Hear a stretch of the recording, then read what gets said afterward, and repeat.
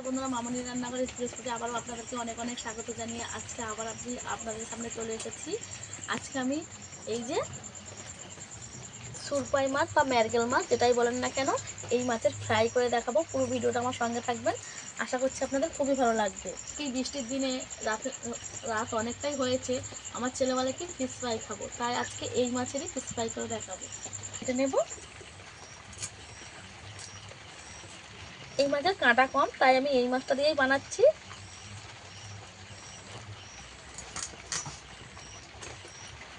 না, তাই এইভাবে কেটে দেব, এই যে এইভাবে কেটে দেব।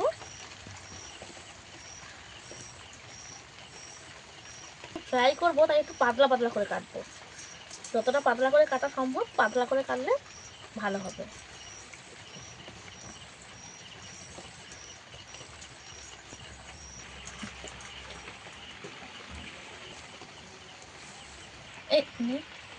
এই মাছ আর লেজাটা আমার লাগছে না, এই মাছ কটা হলেই আমার হয়ে যাবে। ধুয়ে নিয়ে ফিরে আসছি রান্নার কাছে, পরিষ্কার করে নিয়ে চলে এসেছি। মাছ ধুয়ে নিয়েছি, এখানে কি কি মশলা নিয়েছি দেখিয়ে দেবো।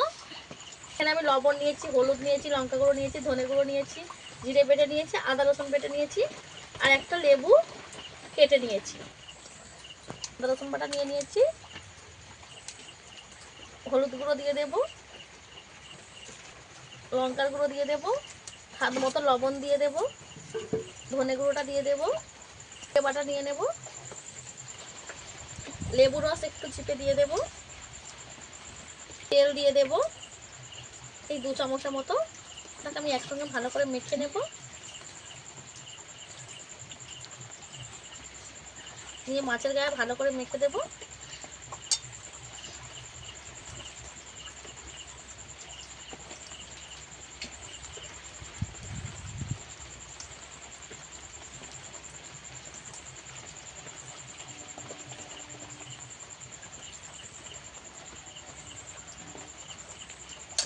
একদম ভালো করে মাছের গায়ে মেখে নিতে হবে।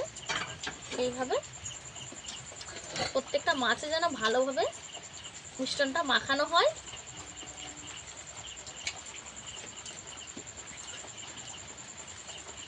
এইভাবে 5 মিনিট আমি রেখে দেব।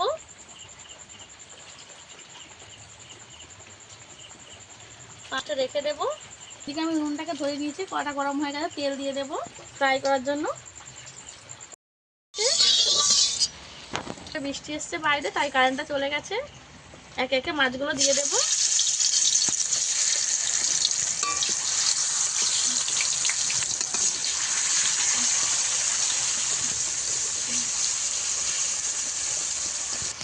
সব মাছগুলো আমি একবারে দিয়ে দিয়েছি,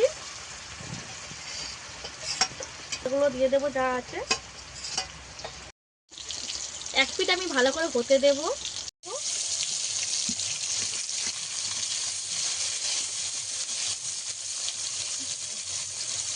একটু লেগে যাবে, একটু সাবধানে উল্টাতে হবে।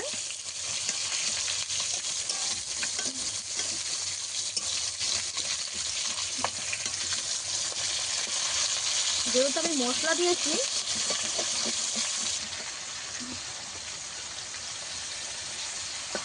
একইভাবে আমি সব মাছগুলো উল্টে দেব।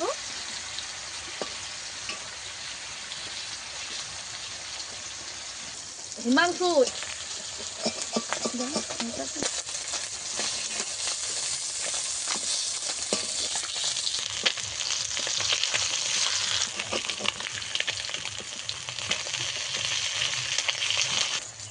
আমার মাছটা ভালোভাবে ফ্রাই করা হয়ে গেছে। যেহেতু আমার মশলা ফ্রাই, তাই মশলাগুলোও ভালোভাবে ভাজা হয়ে গেছে। এবার তুলে নেব।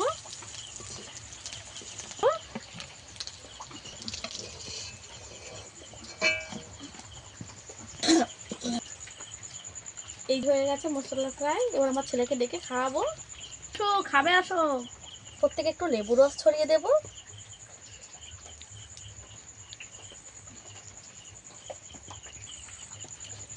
তোমার মশলা ফ্রাই।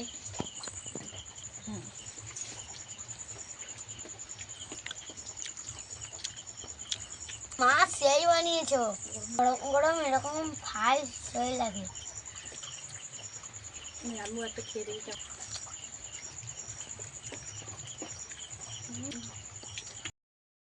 নিয়েছি মাছের ফ্রাই, খেয়ে দেখি কেমন হয়েছে।